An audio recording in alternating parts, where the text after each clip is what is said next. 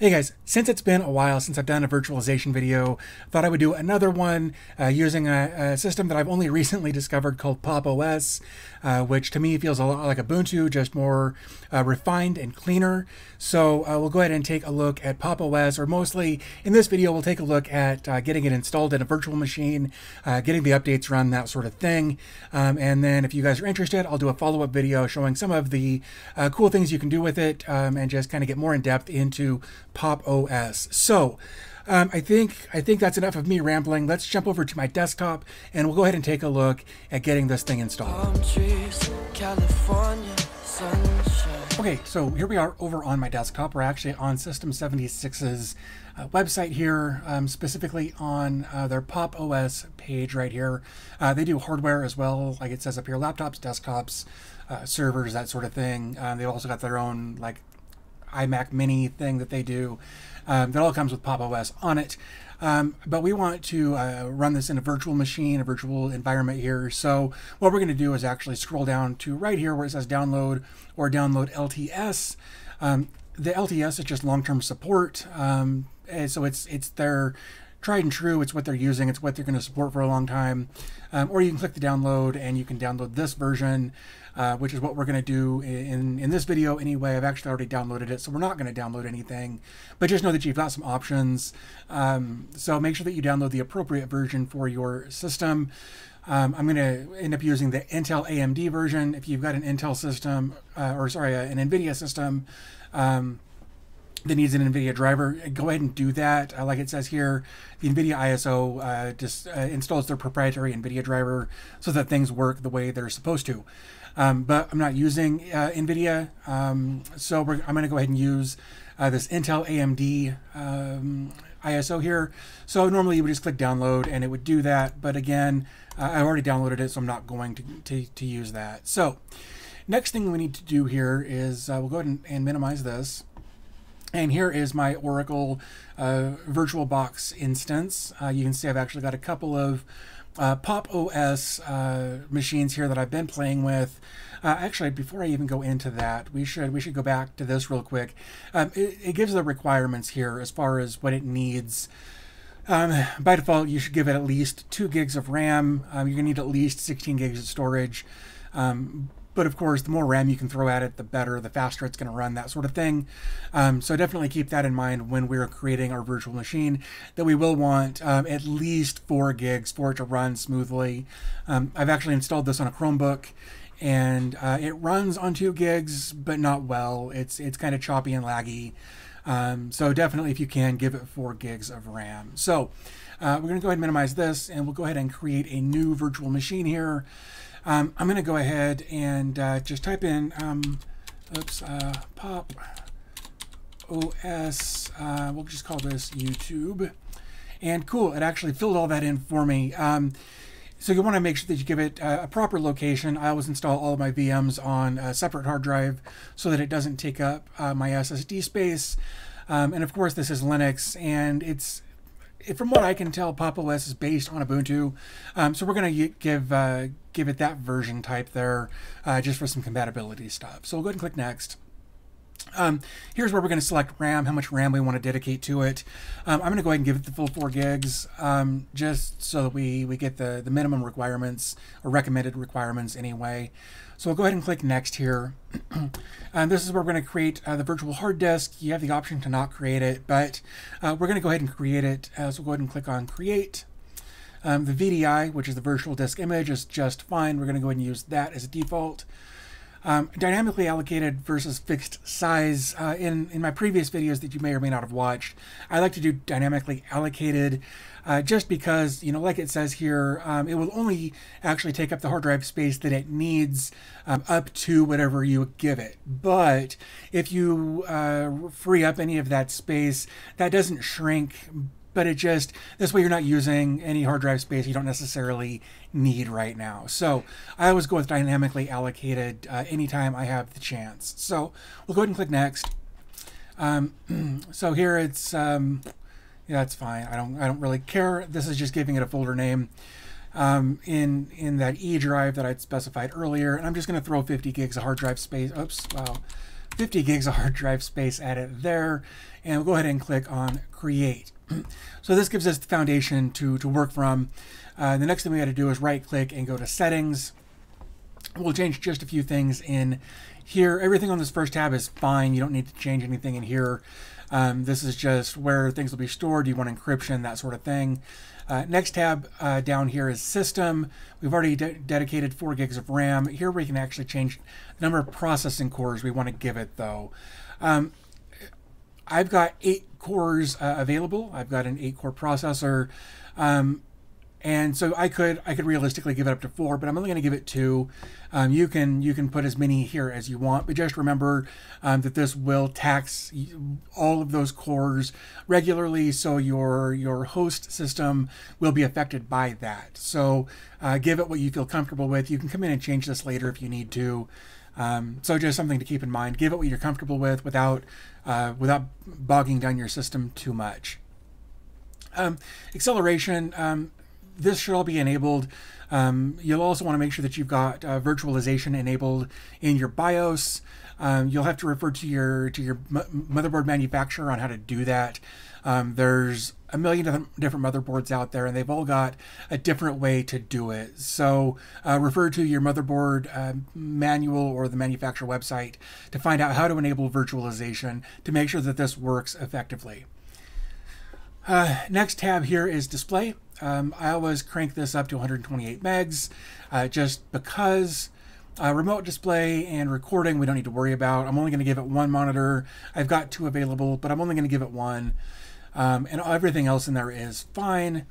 Storage, where we've got this virtual disk that we've given it, that 50 gigs, but we need something to boot from. So you'll go ahead and click on empty right there, and you can come over to here and you can go to wherever your download is.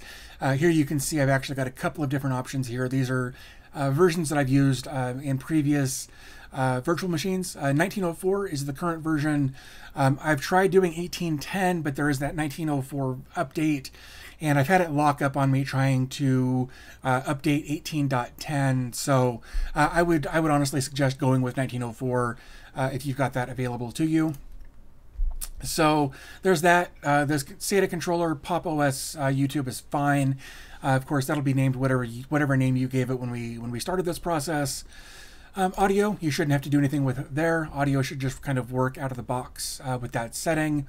The network, though, if you want it to have, like if your computers have like a 192.168 schema or whatever for their IP address, if you leave it at NAT, it's going to give it a weird address that you won't be able to access easily.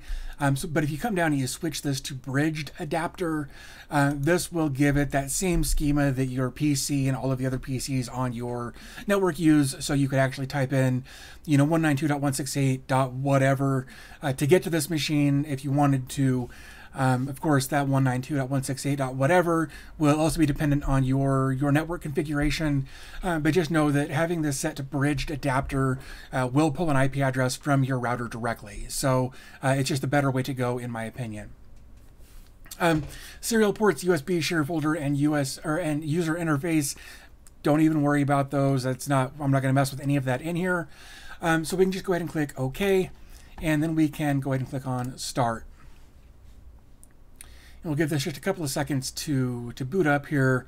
And actually, I brought it down there, so we'll bring this up and we'll minimize that because we don't need it. In fact, we'll go ahead and do this full screen. We'll want the extra space here in a little bit once we get into the installer area. Okay, so here we are on the desktop. The install Pop! OS 1904 screen automatically popped up, and that's cool, but you'll notice here that there's no way to click anything in here. Like, you can move this around a little bit, but you can't get in there. So what I typically do in this situation is I come over here to display settings, and right here it's set by 800 by 600 4:3. I'm just going to scroll down until I find a 16:9. Or whatever your screen resolution is. If it's 16:10, you could do that. But just for the sake of being able to do the installation, I want something that's bigger that I can actually use. So if I click that and then click apply, Then we're going to go ahead and keep those changes. We can close this, and then if we bring this up, now you can actually see everything, and there's that select button that we're going to need to go through some of this process here. So I'm going to use English as my language there, so I'll go ahead and click select. I'm in the USA, so I'm going to click select again. Of course, you'll make all these changes depending on where you are, the language you're using, that sort of thing. So I'll go ahead and click next. English UK, if you want to use UK or any of the other languages they've got, feel free, but I'm going to keep using English US. I like the default keyboard layout. You could use Dvorak if you wanted to, or whatever, but I'm going to use the default layout because that's just how I do these things. And here we've got some options. Because I'm doing this in a virtual machine, I'm just going to do a clean install. If you were going to install those on a laptop or a computer or whatever, you may want to do a customized install there depending on what your setup looks like. But for the sake of simplicity for this video, in virtual machine, we're going to do a clean install. So we'll just go ahead and click on that. We're going to select that 50 gig virtual drive that we gave it, and then we'll click erase and install. This one got me a couple of times.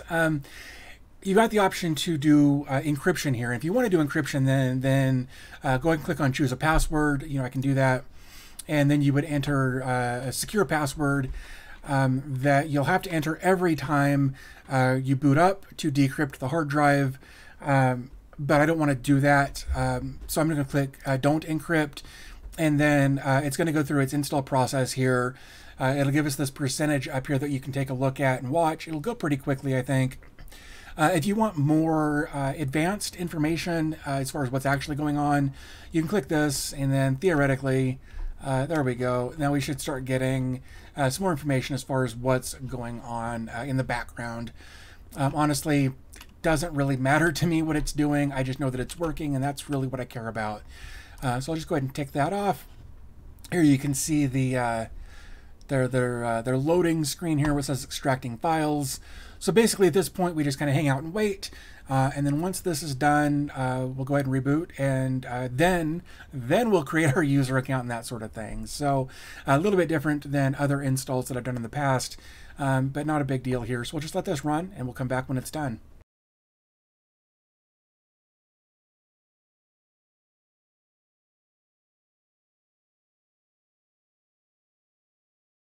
Okay, so here we are. It's done doing everything that it needs to do. We've got a couple of options. Like it says here, we can either shut it down or we can restart the device. Luckily for us, once it's done doing everything, it actually auto unmounts the ISO that's got the installation media on it. So normally we would do a shutdown, we'd unmount it, and then restart, but we don't have to do that. So we'll just go ahead and click on restart. Now, normally this first startup is always slower than all of your subsequent startups, so this will take it a minute while it's doing some stuff in the background. If you get to this screen and it sticks for a minute, it's not a big deal. Just go ahead and wait it out. Now you can see I've got a cursor there that wasn't there a minute ago. So we'll go ahead and wait. It's still thinking, still doing its stuff in the background. Also, if you're not sure, you can come down to this bottom corner here, and you can see that there's activity going on both the hard drive and the network. Which tells us that it also hasn't frozen up there as well. So those are a couple of indicators that you can use to make sure that everything's running smoothly. So here we are. It's saying welcome in a bunch of different languages. That's pretty cool. So next thing, we'll go ahead and click next. Again, it's giving you some options for your keyboard layout. We're going to use standard. Privacy, do you want location services turned on or off? That's completely up to you. I'm going to go ahead and leave them on this time. I'm going to go ahead and I'm going to type in Denver here, since that's close to where I am. So we'll go ahead and click that, and then we'll click next. Now you've got online accounts here. Basically, this does stuff that, you know, will pull in data from like your Google account, like your calendar and stuff like that. If you've got a Nextcloud account, you can configure some of that stuff to work together, or Facebook. Like you can use all of these if you want to. We're not going to cover that in this video. We may come back to it in a different video, but just know that you can connect online accounts here and gain access to the data that's there locally. So pretty cool thing they've done there. I'm going to click skip, and now it's saying who are you, basically. So I'm just going to say dbtech. Like so, and it's going to give me that username, so that's cool. I guess if I wanted to, maybe, yeah, I could give myself a picture here. Let's do some headphones, and then we'll go ahead and click on next. It's going to ask for a password. Make it something you can remember, something that people aren't going to think about. But for me, for right now, we're going to just type in password. So I'm going to click next. And now we can just start using Pop! OS. But one thing you'll probably notice here is that our screen size is back to being super, super small. And that's not going to work once everything has loaded in. What we'll do is we'll actually come up to the top up here where it says devices. And then we'll come down here to what says insert guest additions CD image. And that's going to install some compatibility stuff in the background. Kind of like an API, if you wanted to call it that, between VirtualBox and, in this case, Pop! OS. You can do the same thing with Ubuntu, things like that. So I told it to install that, or to input that device. Now it's asking, hey, there's some software there. Would you like to run it? Yes, I would. So now it's asking me for that password that I just entered. And we'll go ahead and type that in. It's already running, so I'm just going to cancel that. And this will take a couple of minutes to install everything. But you'll know when it's done, because now all of a sudden it'll take up your whole screen. And it'll ask you to press enter to close, or return, whatever, to close the window. So we'll just give that a second to do its thing. And then we'll be pretty much done with the installation process. And here it's saying there are some updates available. When I was doing the 1804, I guess, it would say that there was like 11 available, and then it would get hung up on one of them, freeze up, wouldn't do anything, no response from little icons down here. So I've just kind of given up on using the 18 series, and I've just moved into the 19 series for this video, and actually my own personal use. Cool, so now it has filled up the entire screen like I said it would, and now it's saying press return to close the window, so we'll do that. And I'm actually going to do Control F, or yeah, Post F, to make it go truly full screen, so you can get an idea of, I mean, you know, minus my face being over here, like it's a very, very clean desktop. So you can see that, like, if I hover down here, that I can get the virtual machine or the VirtualBox stuff to pop up if I need it there, but I don't need it. So I just kind of wanted to show you how clean this is, how good it looks. You know, if you click activities, that's going to be like your start button effectively. And then as you open up different things, of course, they'll become available here. Very reminiscent of Ubuntu there. I really dig what they did there. But what you want to do, first thing, like I said, there was those two updates available. If you come over here to the Pop Shop, which is this little rocket thing going on here, and you click on installed, it'll actually show you all of the updates that are available. Of course, you could also do it via command line if you wanted to do that. But we'll just go ahead and click on update. Of course, it's going to ask for a password again. So go ahead and type in that. And then this will, it'll run its updates. It's going to be 20 megs, but it's got some configuration and that sort of thing to do. But once you've got your updates done, you're up and running, you can go in and you can install software or access the internet, pretty much any of that kind of stuff. Of course, I can probably do that now. If I come over to here, and in fact, it may not work while it's trying to do these updates. We'll see. Yep, there we go. And always check fast.com. I always do anyway. Oops, just to make sure that we're connected and everything is working appropriately. And it looks like more or less we are. So we should be good to go at that point. So here are some additional updates that we could probably install if we, maybe. These are drivers. Probably want to install drivers. Those are always good to have. Okay, so I know I kind of cut out of there while I was still installing drivers. They were all just queued up and ready to do their thing. So I'm sure you get the idea of how to do all of that. Again, you just want to open up the Pop Shop, go to installed, and then look for anything that's been installed that needs an update or just needs to be installed in general for drivers and that sort of thing. So pretty simple. Overall, the install process only takes a few minutes. Again, this isn't a virtual machine, but I also installed it on my laptop. I put out like a little quick 2-minute video the other day showing showing me doing that. That was just a quick speed run with no talking or anything like that. I'll link to that below in case you're interested in seeing it on a laptop, but it works really, really well. So in that video I released the other day, I installed it on an HP EliteBook 8430W or something, and it runs really, really well on 8 gigs of RAM and an i7. So go figure, right? But I think, I mean, overall, I think that's pretty much it as far as getting it installed in a virtual machine. It's a super clean, good-looking operating system, and I really like what they're doing with it. So if you guys are interested in this operating system, want to see more videos like this, do me a favor, hit the thumbs up button, maybe leave a comment down below letting me know that you'd be interested in that. And I think that's pretty much it for the video. But before I go, I want to put out just a quick couple of thank yous. One to a company called Gamdias. They're the one that supplied me with this awesome, oops, get my own head out of the way there, this awesome chair. I've got a video coming out with that real soon. I've also done a couple of their keyboards in the past. So they've been really great with me. I will leave a link down to their website below, so definitely check them out. Also, Mayono has become kind of a huge part of my channel recently. Actually, I'm using one of their microphones right now. Just showed up in the mail today. This is the AT04, I believe. Anyway, I'll have a link to their stuff down below. Also, you'll want to make sure to check them out. I've got a collab that I'm doing with them later where I'm going to be doing a giveaway, so definitely get subscribed for that. The subscriptions always equal more points when we do the giveaway, so that's coming up. So be subscribed so you can be notified when that happens. So I think that's pretty much everything I wanted to cover in this video. As always, thanks for your time. I always appreciate your support, and I'll talk to you in the next video. Do you remember the way we'd wait up past our waist in the water? Do you remember? Do you remember the way the waves would break so we'd stray out farther? Do you remember? Do you?